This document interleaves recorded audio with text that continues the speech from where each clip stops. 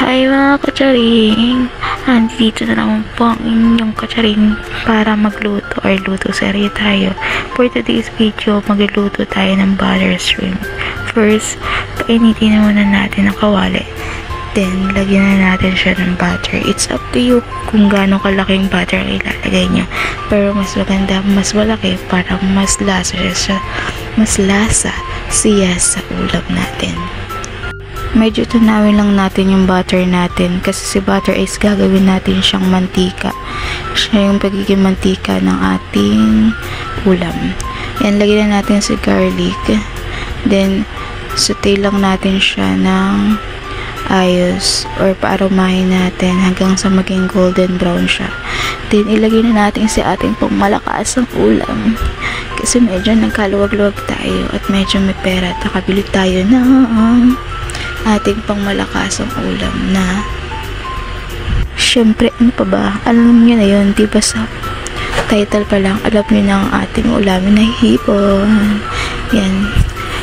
Yung hipon is gisa-gisa lang natin siya hanggang sa maging pula na siya kasi para mag-lessen din yung kanyang lansa. Then, yan. Pag after na gisa, tatakpan natin siya para kumapit lang yung lasa ng ating butter sa kanya at saka ng lasa ng bawang. Manuot dun sa hipon natin. Then yan, takpan natin. Then pakulan lang natin siya ng mga 1 minute.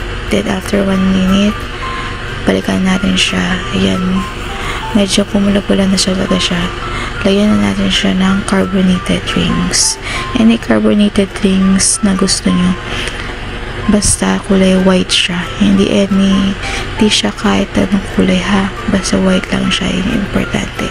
Lagyan natin isang bottle. Then, pakulaan lang natin siya.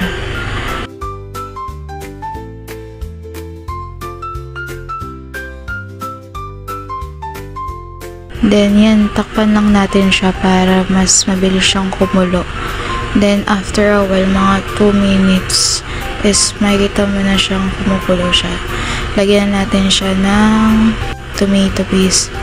Yan palang tomato paste is up to you kung kasama nyo ng sasagisa or like for me is after kumulo na lang ng shrimp. Yan. Haluin lang natin siya para maging even yung lasa dun sa ating niluluto.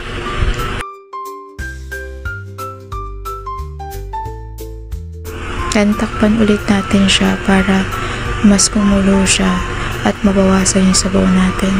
Then, after a while or mga 1 minute or 2 minutes, lagyan na natin siya ng oyster sauce. It's up to you ulit kung anong brand ng oyster sauce. Any brand naman pwede. Kung saan kayo mas preferred. Yan, lagyan na natin si oyster sauce.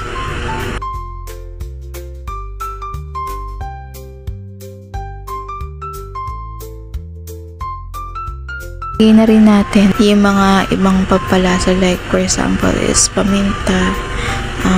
Kung meron kayo dyan na iba pang magic syrup, like for example magic syrup, then lagyan na din natin siya ng asin for taste.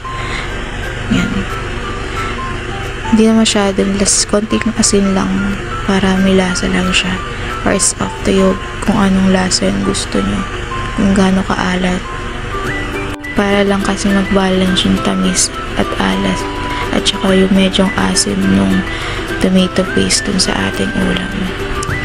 Then yan, halo-halo lang natin. Then pag medyo kumulo na siya ulit, tigman lang natin siya. Then kapag katikim natin at alam mo nang okay na yung ating ulam, hindi na maalat, hindi na matabang, then alam mo na, patayin na ang kalan or patayin na ang gas. O pagkapatay ng gas, anong gagawin?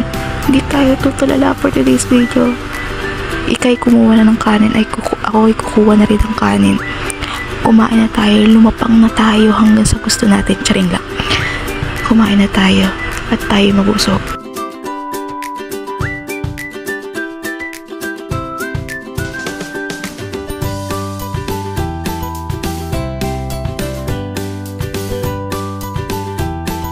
Thank you for watching. Bye-bye. Yum, yum.